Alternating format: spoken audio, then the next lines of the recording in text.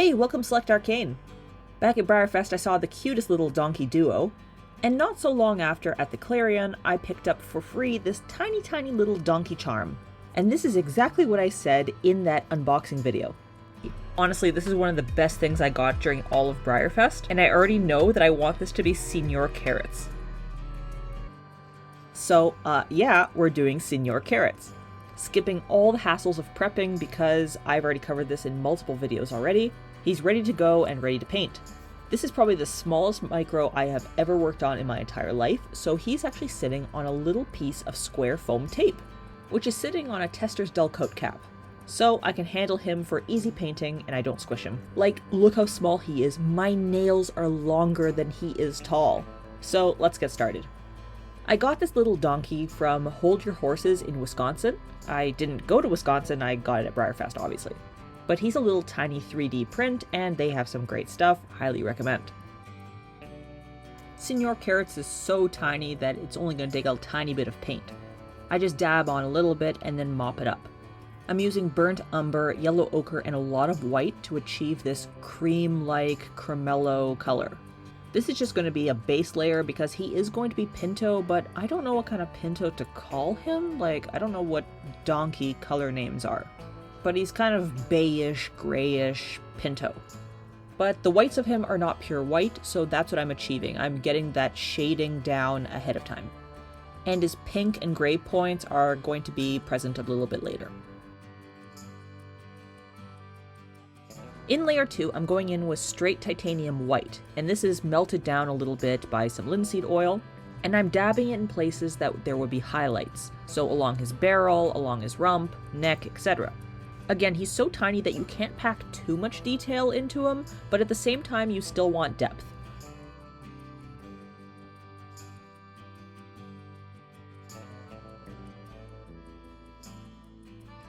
I know, it never looks like there's much progress after a layer is done when it's still wet, but trust me, it'll look pretty neat at the end.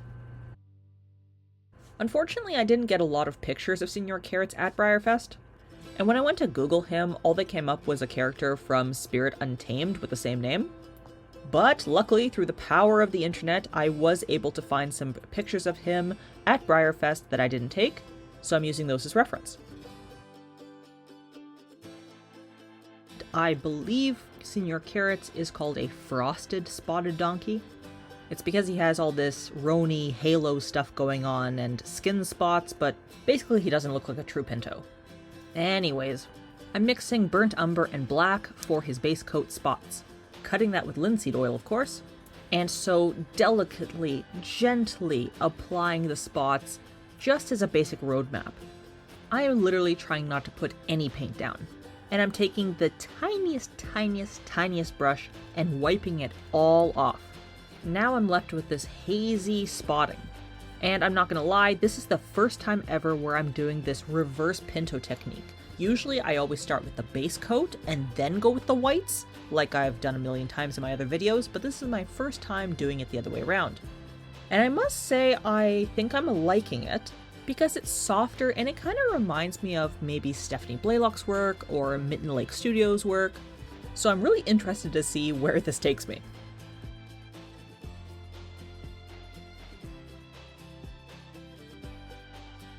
In layer 4, I'm just going over the spotting again with some burnt umber and black.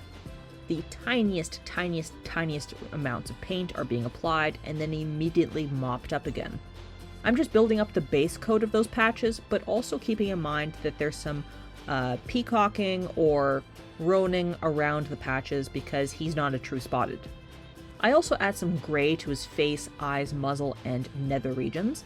Senior Carrots has gray on his face with like pink skin in the shape of a stripe. It's truly odd, and I've never seen this on a horse before, so this must be unique to donkeys.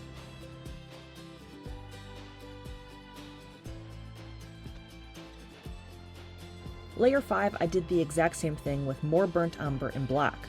Again, building up that opacity of the spots. And layer 6, again, brought the exact same thing, burnt umber and black. Because oils are semi-translucent, you have to build up a lot of layers even though you're doing the exact same thing over and over and over again. This creates depth, realism, and in this case allows me to do some peacocking without actually doing any fancy footwork with extra mapping around the spots. I'm literally just pulling in and pooling the color closer to the center of the spots rather than going to the borders every single time. So if you look really closely, those edges of the spots are not actually the same color as the center of the spots. And yes, when I put him on the table to show, he's definitely going to need a magnifying glass to go with him everywhere he goes. Alright, maybe at this point you can tell that this little guy is being done at the exact same time as I'm doing Peppercorn, who's in a previous video. And no hate, I love batch painting. It's my life. I can't do one and then that's it. They're so small anyways, they only take 20 minutes each layer.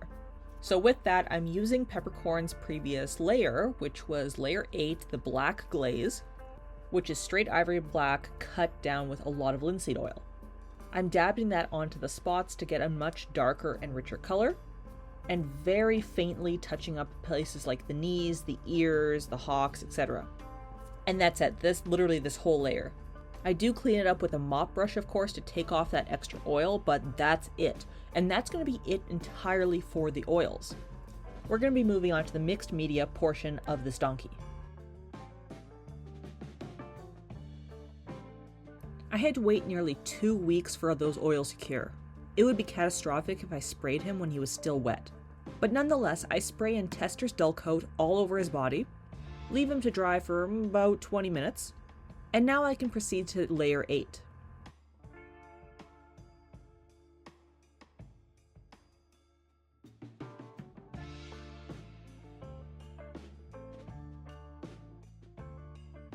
I'm a little non-traditional even when it comes to mixed media. You see, I pick up a pencil crayon, but it's not just any pencil crayon that a normal model horse artist would use, it's a watercolor pencil. I prefer these over the typical Prismacolors because I find they blend just as well, but you can wipe away your mistakes with just a little bit of water. I start by darkening his face, which is more gray than cream than anything. I map out his spotting with a bit of gray and white. I add a wither cross in black, which I'm not sure if the real Senior Carrots has, but I add it anyways, and then I blend out with a brush. I'm not using pastels because I don't want the graininess. I think at this scale they would just be too uncontrollable. When I'm happy with my result, I spray in Testors dullcote to lock in that layer and then move on to layer 9. As you can see, I switch tactics. I take my tiniest nail art brush, dip it in water, and apply it directly to the tip of the pencil crayon, because this lifts up the pigments just like it's paint. I work on more and more mapping, and then I did something on a whim. I was not expecting to do this was not the plan. But I went in with my white, and I actually started layering out fur. Senior Carrots' reference photos show him with a more shaggy coat, like it's fall or something. Maybe that's a donkey thing, I don't know.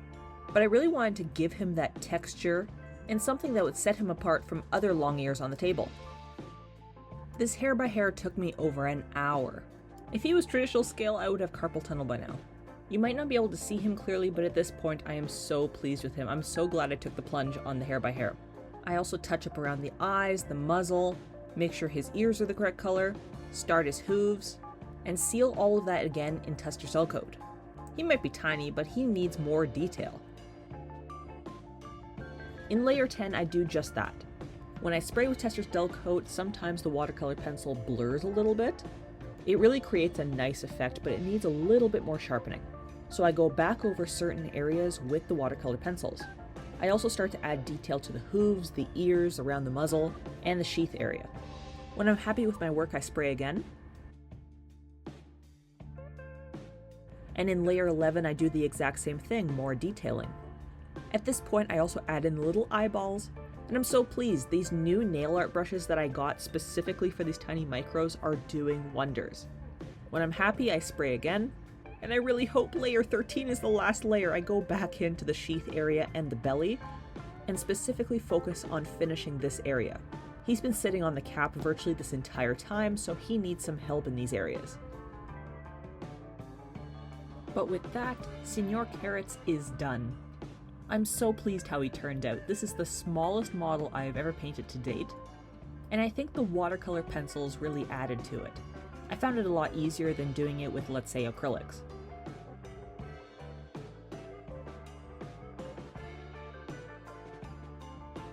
If you like Senior Carrots as much as I do, please like and subscribe. You can follow me on Instagram at SelectArcane or on Facebook by the same name. Thank you so much for watching. Bye!